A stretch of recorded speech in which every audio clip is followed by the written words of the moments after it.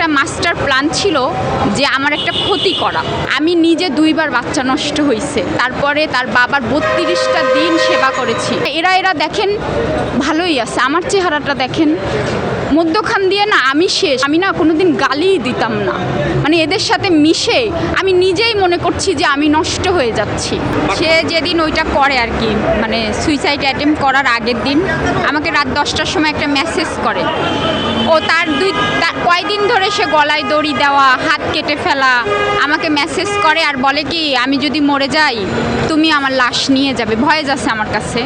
মানে তার বাবা যখন নিউরোসায়েন্স হসপিটালে মারা যায় তখন তো সে আর আমি দুইজনই বাবার লাশ নিয়ে বাড়ি যাই। তা সে বলে তুমি নিয়ে যাবা, আমার বাচ্চাদের দায়িত্ব তোমার। পরে আমি বলি আমি না মনে করি করে তো উনি তো ড্রামা করে, মানে ওনার যত পুরনো লোকজন তারা বলে কি তোমার মামলাটা উঠানোর জন্য এরকম নাটক উনি অনেক করেছে। তাদের কথা মানে এতটাই কাছের লোকরা আমাকে বলে, তখন আমি চুপ হয়ে যাই, আবার ঠিক হয়ে যায়। কিন্তু যেদিন উনি আমাকে মেসেজ দিছে যে জান যদি আমার কিছু হয়ে যায় তুমি রিয়াকে ছাড়বা না, আমি না তখন ফোনে অন্য জায়গায় কথা বলছিলাম। পরে আমি মেসেজ সিন করার পরে আপনার হচ্ছে করি, ফোন দিই, তার ফোনে আর পাচ্ছি না। তখন আমি রিয়াকে ফোন দিয়ে বলি অফিসে যাও তো, কি ব্যাপার দেখো তো। পরে অফিসে হচ্ছে রিয়া অনেক পরেই যায়, বলে এমনি করে চলে আসবে। আমি বলছি না যাও, আজকে না আমার মনটা অস্থির লাগছে। এরকম বারবার বলে যদি একটা কিছু করে ফেলে। পরে রিয়া যায়, আসে না। পরে আমি 12টার পরে আমারে রিয়া বলে কি আসো। কিন্তু ওখানে এদের কি একটা মাস্টার প্ল্যান ছিল যে আমার একটা ক্ষতি করা। কিন্তু আমি যাওয়ার সময় আমার একটা বড় গার্জিয়ানকে জানায় যাই, কারণ আমার মামলা করা। তারা আমাকে মারার হুমকি দিয়েছে, আমাকে মেরে ফেলতে পারে। তখন রিয়া বলছে কি তুমি কি কাউকে জানিয়ে আসছো? আমি বলছি হ্যাঁ অবশ্যই আমি জানিয়ে আসবো। আমি তো আসামির ওখানে তো আর আমি কাউকে ইনফর্ম না করে তো আমি যাব না, কারণ আমার যদি এটা কিছু হয়ে যায়। পরে রাত্রেবেলা রিয়া আর আমি সারা রাত খুঁজেছি তাকে, রাস্তাঘাটে কোনো জায়গায় বাদ রাখিনি। খোঁজার পরে আর পাচ্ছি না। পরে অফিসে যেয়ে ভোরের দিকে একটু শুয়ে ঘুমিয়ে পড়েছি। সকালে খবর আসে যে বগুড়ার কাছাকাছি তার একটা ফ্রেন্ডের বাড়ি, সে নাকি ঘুমের ওষুধ খেয়েছে। ওই মুহূর্তে আমি আর রিয়া ছুটে যাই। মানে আমি মেসেজটা আমাকে যেভাবে হিরো আলম মেসেজটা পাঠিয়েছে যে রিয়াকে ছাড়বা না, সেখানে আমার করণীয় কী ছিল? রিয়াকে আমার আরও বেশি কথা বলা, কিন্তু আমি করিনি। যে মাথা গরম করে একটা কথা লিখতেই পারে সে। আরও পুরনো অনেক স্ক্রিনশট আমি দিয়েছি তো সাংবাদিকদের, যে সে গলায় দড়ি দিচ্ছে, হাত কাটছে, আমাকে যে মেসেজ করছে এগুলো আমার দেওয়া। পরে হচ্ছে আপনার ওখানে যাওয়ার পরে মানে যেতে যেতে যখন তার অবস্থা খারাপ শুনি তখন আমি অসুস্থ হয়ে পড়ি। আমি তো এমনি শারীরিকভাবে অসুস্থ।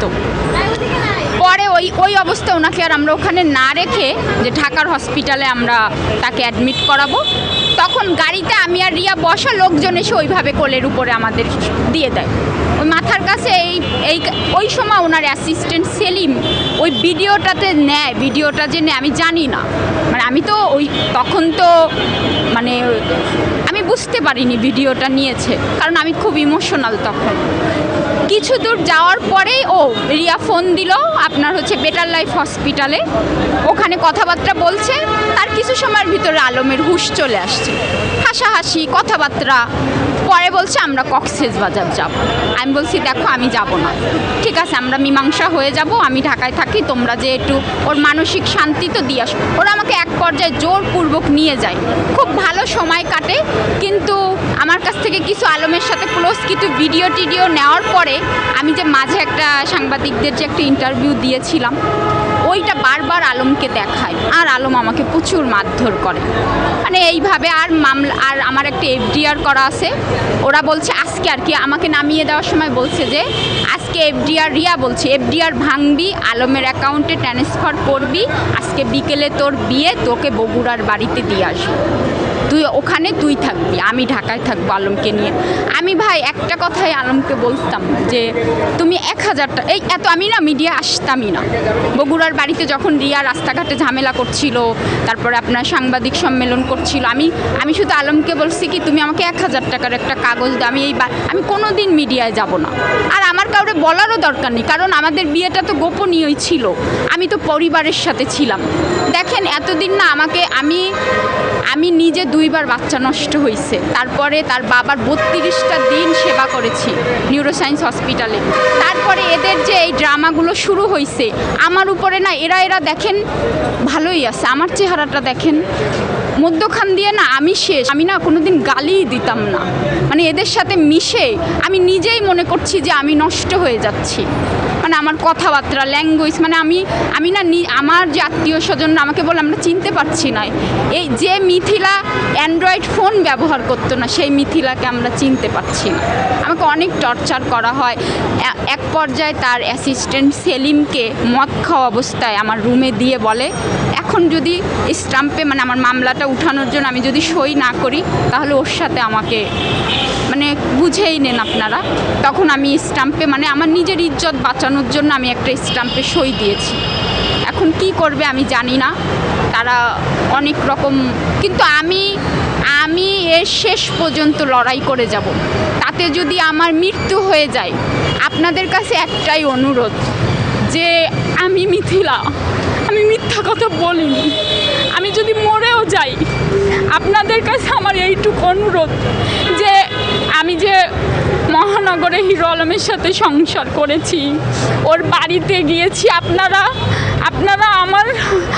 আমি মারা গেলেও আপনারা সুস্থ বিচারটা করবেন। আমি কিছু চাই না, আমি আর কোনো হিরো আলমকে ভালোবাসি না, আমি বিচার চাই। অনেক মেয়ের সাথে অন্যায় হয়েছে, আমি যেরকম মিডিয়ার সামনে চলে এসেছি, আমি আসতে চাইনি ভাই, আমাকে আনা হয়েছে। আজকে আমি সব মেয়ের হয়ে আজকে আমি এই খারাপ মানুষটার বিচার চাই। আমি আর কখনোই উত্তেজিত হব না। আমাকে বলে মানসিক, ভাই প্রতিনিয়ত আমাকে টর্চারিং করা হচ্ছে, প্রতিনিয়ত মানসিক টর্চার করা হচ্ছে। আমাকে যে ভালোবেসে কাছে না, এর পেছনে হচ্ছে আমাকে মানসিক টর্চার। তা আমি আর উত্তেজিত হয়েও কথা বলবো না। দেশবাসীর কাছে আমি ক্ষমা চাচ্ছি, কারণ আমি এরকম মেয়ে না, আপনারা আমার খোঁজ নিলে পাবেন আমি এই ধরনের মানে মেয়ে না, এইভাবে ব্যবহার করা। আমাকে জাস্ট এরা ইউজ করে আমাকে অসুস্থ করে ফেলছে। আমি এদের সাথে কথাও বলবো না, এর শেষ অবধি আমি যাব। আমি যদি মরেও যাই তাও আপনারা এর সুস্থ তদন্ত করবেন যে মিথিলা কোনো কথা মিথ্যা বলেন।